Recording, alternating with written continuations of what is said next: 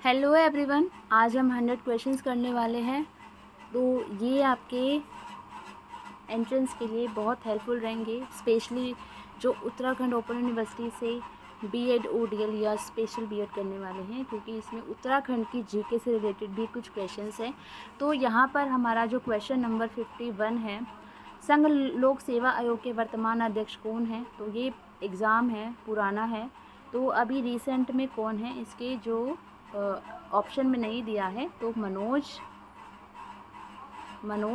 सोनी। ठीक है, तो अभी वर्तमान में यूपीएससी के अध्यक्ष कौन है, तो मनोज सोनी। क्वेश्चन नंबर हमारा 52 है, माउंट एवरेस्ट की चोटी को विजय करने वाली प्रथम भारतीय महिला कौन थी। तो बछेंद्री पाल इसका आंसर है। उत्तराखंड विधानसभा में निर्वाचित सदस्यों की संख्या 70 है। निम्नांकित अभिनेताओं में से किसे दादा साहेब फाल्के सम्मान प्राप्त नहीं हुआ। तो Shammi Kapoor is a correct answer.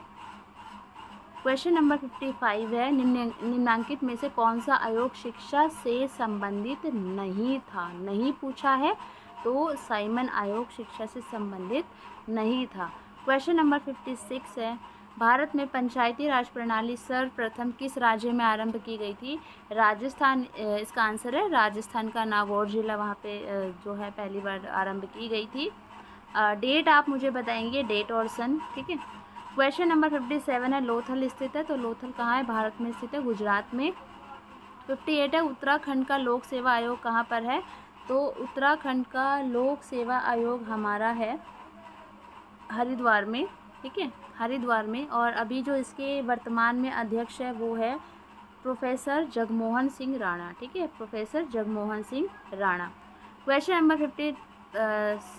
9 है, सायकाल का तारा या भोर का तारा शुक्र ग्रह को कहते हैं, सबको पता ही होगा। उत्तराखंड प्रदेश की सबसे ऊंची चोटी, बहुत इम्पॉर्टेंट क्वेश्चन है, नंदा देवी। आई थिंक पिछली बार भी क्वेश्चन पेपर में आया था ये। मोहिनी अट्टम नृत्य केरल का है।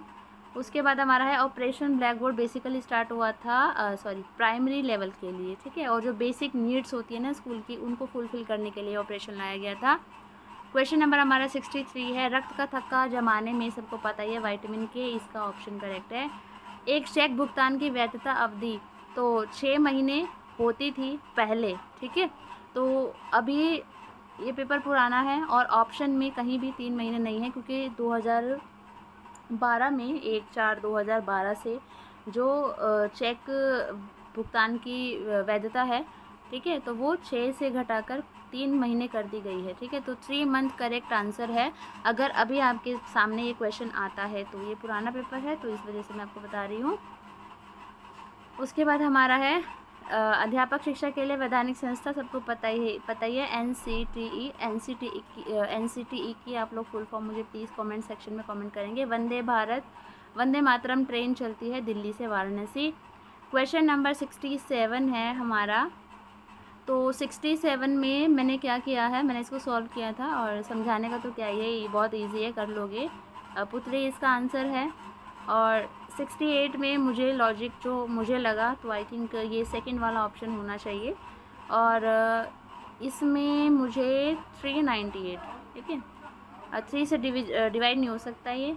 और इसमें चैलेंजर डिफरेंट है। ठीक है, और इसमें हमारा 45 आंसर है। और इसको तो इजीली सॉल्व कर लोगे, क्योंकि अभी मैं इसको सॉल्व करके दिखाऊंगी। तो मैं एक्चुअली फर्स्ट 72 का बी है, मैंने इस 1 मिनट सॉल्व किए भी थे, वो पेपर नहीं मिल रहा है, मैंने जहाँ सॉल्व किए थे। तो आई थिंक बी है, ये तो कर लोगे ना इजी, इसमें से मिलेगा बी था। और जो खिलाड़ी नहीं अध्यापक है, ये आप इसको देखोगे, इस पिक्चर को, इस डायग्राम को, तो ईजिली आप लोग कर लोगे आराम से। तो इसको देख के इन क्वेश्चंस को सॉल्व कर लेना क्वेश्चन नंबर 75 तक। क्वेश्चन नंबर 76 है, दादा साहेब फाल्के ने राजा हरिश्चंद्र फिल्म कब निर्देशित की थी। तो 1913 इसका करेक्ट आंसर है। उसके बाद हमारा है क्वेश्चन नंबर 77, भारत में मुख्य चुनाव आयोग की नियुक्ति कौन करता है। तो भारत में मुख्य चुनाव आयोग की नियुक्ति कौन करता है, राष्ट्रपति करता है। ठीक है, भारत के किस राज्य में सबसे प्राचीन नालंदा, तो पता ही है कहाँ पे है, बिहार में। इंदिरा गांधी 1985। ठीक है, उस देश का नाम बताइए जिसे उगते सूरज का देश कहा जाता है। तो जापान इज करेक्ट आंसर। विश्व का सबसे छोटा देश, वेटिकन सिटी, बहुत इंपॉर्टेंट क्वेश्चन है, सबको पता भी है। क्वेश्चन नंबर 82 है हमारा, उत्तराखंड राज्य के किस शहर में लाल बहादुर शास्त्री जो यूपीएससी एस्पिरेंट्स की एस्पिरेंट नहीं, जो सिलेक्टेड कैंडिडेट होते हैं उनकी जो ट्रेनिंग होती है तो वो कहाँ होती है? मसूरी में। ये तो सबको पता ही होगा, ठीक है। उसके बाद हमारा क्वेश्चन नंबर 83, पूर्व राष्ट्रपति स्वर्गीय एपीजे अब्दुल कलाम द्वारा लिखित ऑडियो पुस्तक विंग्स ऑफ फायर के पीछे किसकी आवाज़ है? तो किसकी आवाज़ है यहाँ पर? तो गिरीश कर्नाड की। क्वेश्चन नंबर 84 है, उत्तराखंड राज्य किस राज्य में एम्स है? तो ऋषिकेश इसका करेक्ट आंसर है। निम्नलिखित में से कौन सी नदी उत्तराखंड में नहीं बहती है? तो गंडक नदी उत्तराखंड में नहीं बहती है। कहाँ बहती है ये आप लोग मुझे बताएंगे। क्वेश्चन नंबर 86 है, निम्नलिखित नदियों में से कौन सी गंगा की सहायक नदी नहीं है? तो चंबल जो है गंगा की सहायक नदी नहीं है। क्वेश्चन नंबर 87 है, निम्नलिखित में से कौन सा मंदिर पंच केदारों में सम्मिलित नहीं है? तो बागनाथ इसका करेक्ट आंसर है। उसके बाद हमारा निम्नांकित में से कौन मैक्स के पुरस्कार से सम्मानित है? तो चंडी प्रसाद भट्ट इसका करेक्ट आंसर है, ऑप्शन ए। क्वेश्चन नंबर 89 है, वर्तमान में भारतीय क्रिकेट कंट्रोल बोर्ड बीसीसी के अध्यक्ष कौन है? तो सौरव गांगुली थे जब मैंने क्वेश्चन पेपर सॉल्व करवाया था लास्ट ईयर, लेकिन अभी रिसेंट में कौन है? तो रोजर बिन्नी है। अगर आपके सामने ये क्वेश्चन आता है तो रोजर बिन्नी, ठीक है। उसके बाद हमारा है, भारत के पहले चीफ ऑफ डिफेंस जिनकी वो जो प्लेन उसमें यात्रा में जो उनका पर्सनल जेट था उसमें जो उनकी दुर्घटना से मौत हो गई थी, तो ये हमारा जनरल बिपिन रावत जी। भारतीय रिजर्व बैंक के वर्तमान गवर्नर शक्तिकांत दास।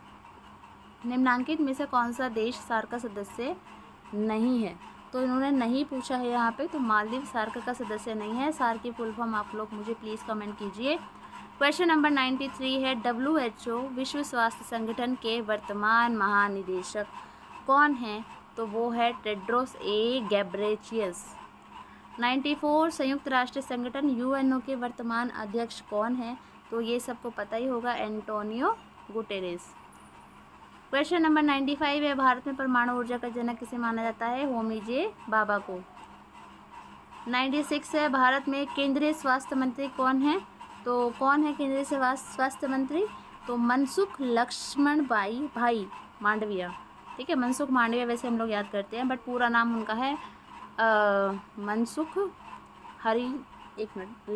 लक्ष्मण भाई मांडविया, ठीक है। मनसुख लक्ष्मण भाई मांडविया, ठीक है। तो ऑप्शन में तो नहीं है, तो करंट का क्वेश्चन है ये। असम की राजधानी दिसपुर है, नॉट दिसपुर, दिसपुर, ठीक है, सबको पता ही होगा ये। उसके बाद है हमारा क्वेश्चन नंबर 98, अनंत पद्मनाभ मंदिर किस नगर में स्थित है? तो तिरुवनंतपुरम में, ठीक है।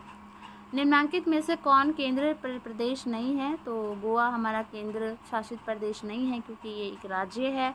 भारत के किस राज्य को पूरब का स्कॉटलैंड कहा जाता है? तो इसका जो आंसर है वो है मेघालय। तो होप ये वीडियो आपके लिए हेल्पफुल रहे, और इस वीडियो का मैंने टारगेट रखा है एटलीस्ट मिनिमम 100 व्यूज़ आएंगे तो ही मैं नेक्स्ट वीडियो अपलोड करूँगी, क्योंकि मुझे भी टाइम लगता है वीडियोस बनाने में, क्वेश्चन पेपर ढूंढने में, आंसर सर्च करने में और फिर वीडियो रिकॉर्ड करने में।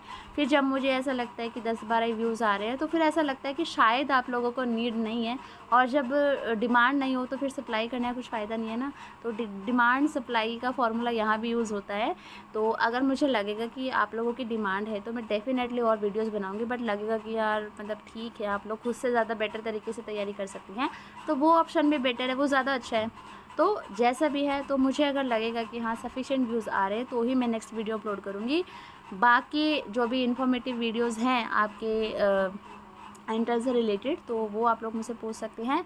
व्हाट्सएप का ग्रुप मैं डिस्क्रिप्शन बॉक्स में दे रही हूँ, ग्रुप का लिंक, वहाँ से आप लोग ग्रुप ज्वाइन कर सकते हैं, वहाँ पे अपने क्वेश्चंस पूछ सकते हैं।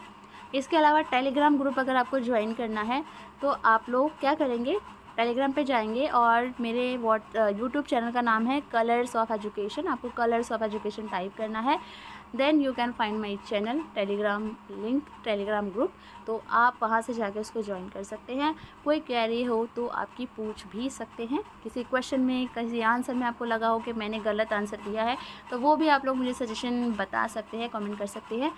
So thank you so much everyone.